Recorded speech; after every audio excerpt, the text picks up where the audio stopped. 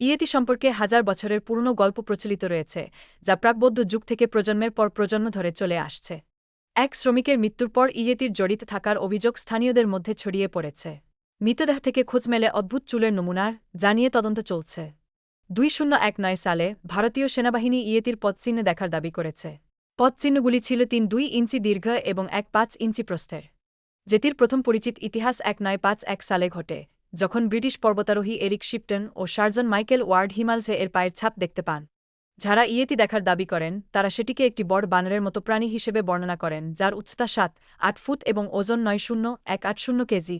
যেটির সাথে সম্পর্কিত প্রাচীন কিংবদন্তি ও ধর্মীয় গ্রন্থে মানব এবং যেটির পূর্বপুরুষের একই সূত্রে থাকার কথা বলা হয়েছে। আলেকজান্ডার দ্য গ্রেটও ইয়েতির সন্ধান চাইতেন, এটি ইয়েতির জনপ্রিয়তাকেই প্রমাণ করে। স্থানীয়রা তাকে জানায় যে ইয়েতি কেবল উঁচু পাহাড়ে বাস করে। 1832 সালে ব্রিটিশ প্রকৃতিবিদ ব্রায়ান হডসন ইয়েতির মতো একটি প্রাণী দেখার কথা উল্লেখ করেছিলেন, যা পরে ওরাংওটাং হিসেবে পরিচিত হয়। 1937 সালে ইয়েতির পায়ের ছাপের আবিষ্কারে আগ্রহ তীব্র হয়, যেখানে বিভিন্ন অভিযাত্রী ইয়েতির দেখা পাওয়ার দাবি করেন। টম স্লিকের গবেষণায় দেখা যায় যে তিনি ইয়েতির 3টি প্রকারের মধ্যে সম্পর্ক স্থাপন করতে চেয়েছিলেন, যার মধ্যে একটি অতিপ্রাকৃত বলেও উল্লেখ রয়েছে।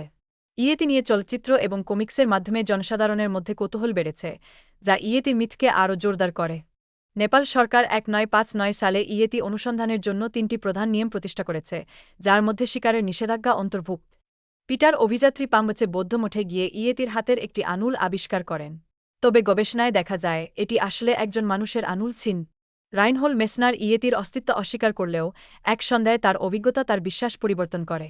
তিনি 1-2 বছর ধরে ইয়েতির সন্ধানে ছিলেন। Daniel C. টেইলর নেপালের বারুন উপত্যকায় ইয়েতির সন্ধানে গিয়েছিলেন এবং তিনি যে পদচিহ্ন দেখেছিলেন তা আসলে একটি বিশেষ প্রজাতির ভাল্লুকের চিহ্ন। ভালুকের পদচিহ্নগুলো ইয়েতির পায়ের ছাপের মতো মনে হয়, বিশেষ করে যখন বাচ্চা ভালুক কাছে ওঠে, যা ইয়েতির অস্তিত্বের দাবিকে দুর্বল করে।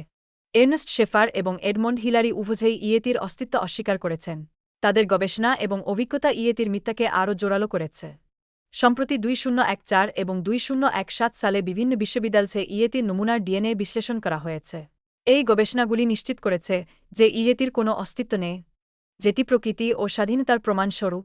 আধুনিক সমাজের চাপ থেকে মুক্তি পাওয়ার আকাঙ্ক্ষা এই রোমাঞ্চকর গল্পগুলির মধ্য দিয়ে প্রকাশ পায়।